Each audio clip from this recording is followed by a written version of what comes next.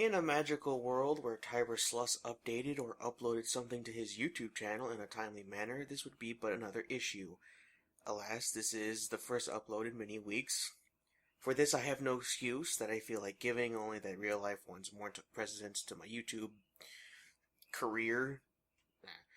Oh, whatever. The case, whatever. I may wish to call this adventure with YouTube. Who cares? I decided to upload, however, since coming back, my first comic review, shall we say, retrospection maybe, on some of the Legends comics. The forgotten but still good ones, no matter what these twats might like you to think. You'll see their faces. I'm not going to say their names, but I'm sure you'll figure out who they are. So, which comic series have I decided to look at today? Well, assuming you're listening to me and you can see the title of the video, it's in the middle of a set series. No, I don't really intend on doing one whole omnibus at a time, but this story comes from the Clone Wars omnibus from Volume 1, as the fourth story told within the omnibus itself, and yes, the 51st issue within the overall Republic comic storyline. The first batch of issues are just under the Star Wars label. It's a bit confusing. We'll see more of those later, depending on when I upload, or if I can, but don't hold your breath for effective continuity memory on my part at certain stages or intervals. There's a lot of lore going on here. So, without any more further hoopla, let's take a look at Star Wars Republic number 51, The New Face of War, Part 1.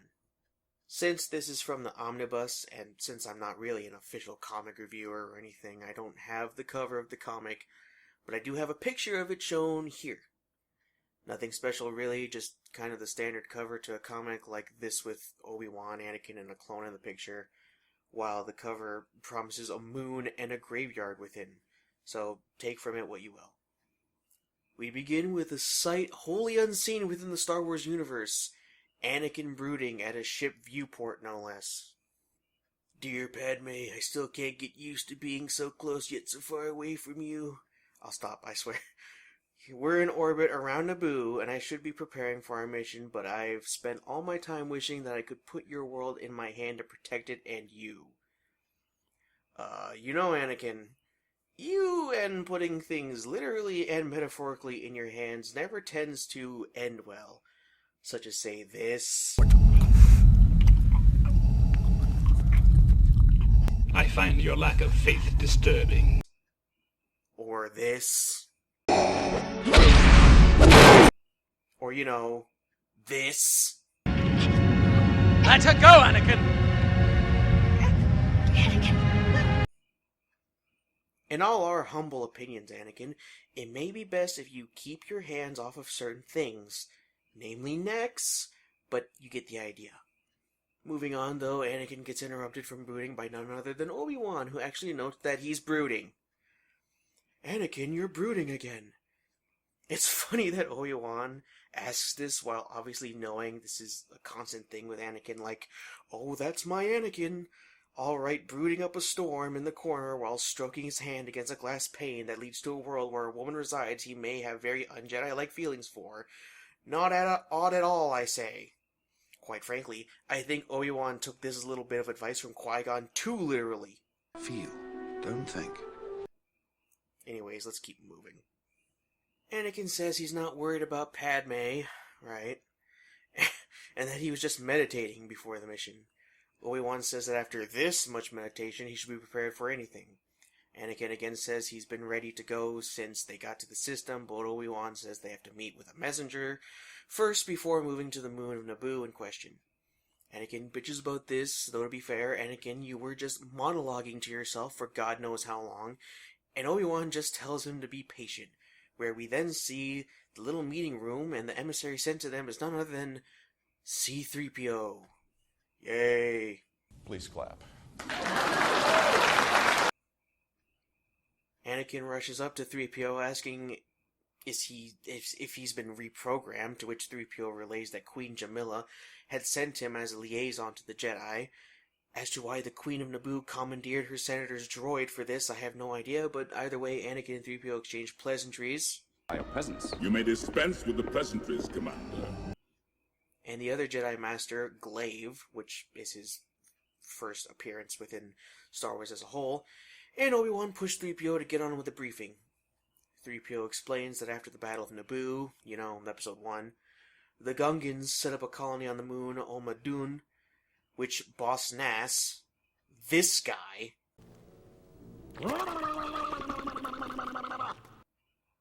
has lost contact with. 3PO carries on saying Jamila fears the Gungans have got into a fight with spice miners, to which this Jedi, Zool? Not sure how to say that. I'm going to go with Zuli. States the Gungans would have a fight on their hands. To which this clone, who is known as Alpha, who is infinitely more interesting than certain other clone characters, but I digress, says hardly while calling Zuli a master. Anakin bitches about her being called such as she's just a Padawan like him. Subtle Anakin, Alpha says his mistake, but notes from studying the Gungans and their tactics that spice miners would be a minor threat unless, as Obi-Wan points out, they had help. The Council thinks that the Confederacy has their hands in this hoopla, and Alpha agrees that the moon would be good for a staging point for another invasion of the planet, perhaps.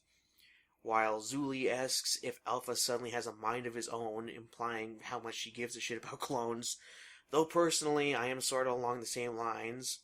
It's odd that it's Anakin who rebuffs her in a slightly harsh manner, declaring him to be an ARC trooper or a step below Jango himself, to which Zuli says she hopes he doesn't lose his head as easily as Fett. Ooh.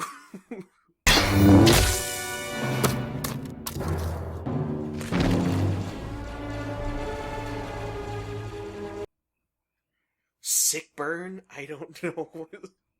Obi-Wan tells them to shut up and get moving, and Alpha states a single gunship and strike team should be enough for the recon mission. They let Anakin fly, and Alpha orders him to go lower so sensors can't detect them. We then come to a scene half of you will laugh at because of the Gungan hate, and the others may be, indifferent, saddened maybe, because, well, it's Gungan genocide, folks, otherwise known as the stupid solution. Alpha starts clearing the landing zone with everyone, and Obi-Wan begins to feel sick from opening himself up to the Force as it's hemorrhaging from the deaths. Anakin says he feels nothing, and Obi-Wan says he didn't have Qui-Gon as his teacher. No shit, Obi-Wan. This sort of stopped that.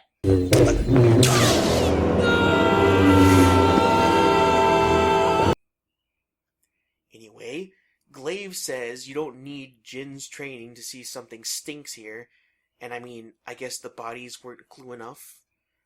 Alpha points out the Gungans, I guess if we hadn't seen them yet, I don't know, and Anakin leaps after these droids and calls them murderers, while once again Obi-Wan tries to stop him from rushing in, like this. No! So, Obi-Wan tells Alpha to wipe the droids out before they can call for help. He notes this appears to be a test site, and Glaive muses that they could rule out spice miners. Obi-Wan concurs by declaring a madman must have done this, and Alpha says he thinks they're about to meet him as a jetpack-strapped being pops off a few clones. Because they're just fodder at this point. The newcomer madman gets behind Obi-Wan and gets the drop on him, hitting him in the head, dropping him, and planting his boot into the back of Obi-Wan's head to force his face into the mud, declaring, "It's been over a century since I killed a Jedi." Enter this awesome picture of Durge, again, infinitely more interesting than this thing, where he goes on, saying today he gets to kill 4 Jedi, that along with the Gungans already dead, the hostages he'll kill later, and all the Naboo he'll murder tomorrow. He declares that it'll be a damn good week. Nice. I think I'll put this right here. Yep. Looks about right to me. Anakin gets pissed, imagine that, and tries to force push Durge away. Durge remarks that in 100 years the Jedi haven't learned any new tricks and proceeds to throw his energy bola, these things, at Anakin. It wraps around his neck and shocks him to the ground, to which Anakin appears quite shocked.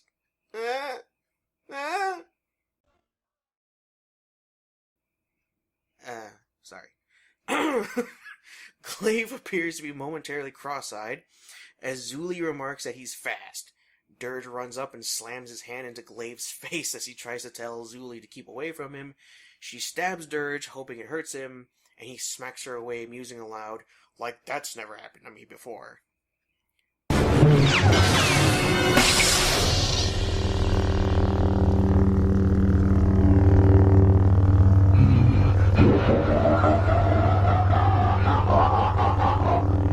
Indeed, Durge, indeed. So now he wants clones to kill. Alpha comes in and gets a shot off into Durge's eye. And Durge then says something odd. For that, I'm going to rip off your head and carbon flush down your throat. Loony, loony, loony. Ah! I'm gonna rip your head off and shut down your neck! Hey, that's what I get out of it. Considering Glaive calls him tough and nasty, I think he's in agreement with me as he decks Durge a little bit. Alpha asks Obi-Wan if he's alright, and the Jedi Master says he thinks his skull's been cracked.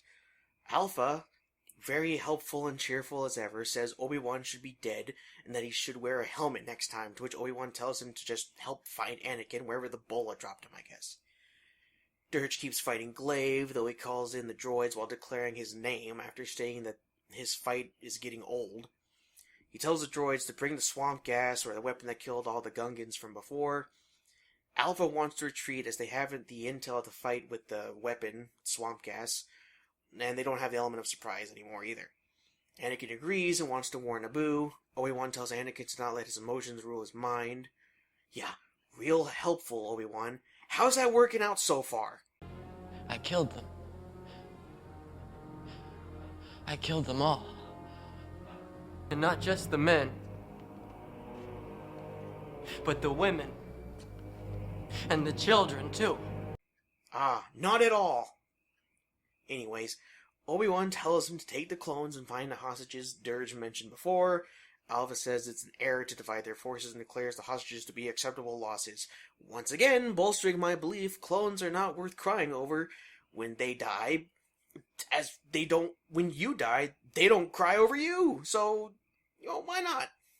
He's still more interesting than any of the clones that came from certain shows, but I digress. Obi-Wan says their deaths are not acceptable to him and orders Alpha to save them anyways. Orders. It's not an instinct for a clone, it's an order. Glaive tries to find Zuli as the gas begins burning him inside and out, but Durge has her, remarking that the gas killed the Gungans in seconds, but must take longer on other species. Glaive tries to mind trick Durge into dropping Zuli, but it doesn't work. Obi-Wan tries to sneak up from behind him, but Durge detected him nearing, since he declares that his whole body is a walking nerve cluster, declaring still that he can detect heartbeats from 200 meters away, so he thinks the Jedi are all outmatched.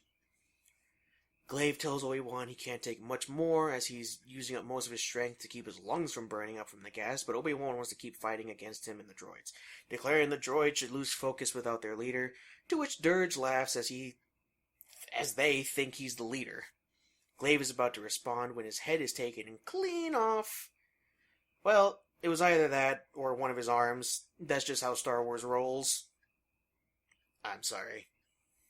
So we see Asajj Ventress show up because, of course it's Asajj Ventress. And Durge says, "May the Force be with you, meatbag." Not sure why he calls him a meatbag all of a sudden, but HK-47 I'm sure would approve. So that's where the issue ends. Overall, I think it was, well, objectively fun. The references to genocide and rampant clone killings, coupled with chemical warfare and beheading, and it's an average day in the life of a Clone Wars era Jedi, really. I have to say, I like the artwork, but I'm not ecstatic about it. There are moments where Obi-Wan looks just wrong, to bad, and sometimes eyes on people look a bit wonky or crossed for no reason other than just bad art, or so I believe anyways. Durge looks great. I imagine whoever was drawing this must have been a fan of his. Having a little story, or relatively little, in regards to the Clone Wars, where there's a chemical weapons plot, is, I think, a good idea, as opposed to the constant massive battles, don't get me wrong, I love those too, but variety is never a bad thing in my view. Other than that, I have nothing more to say, other than if you want to get into a set of stories, the Republic issues concerning the Clone Wars are not bad place to go or start. I would hope you wouldn't buy the omnibus sold by Marvel, because screw supporting them in Disney. Yes, I'm salty. I don't care anymore. And I would buy maybe from Dark Horse if they still have the rights to sell their printed Star Wars stuff, or from someone selling it, say, on eBay or such. Just me, though. If you want to go Marvel, then do so. I have no power over that, but I digress. Hopefully this was entertaining enough for a video.